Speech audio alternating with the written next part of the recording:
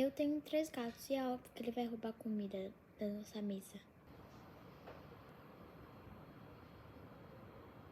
3 gatos, é óbvio que quando eles me morderem e me arranharem, eu vou ficar com cicatriz.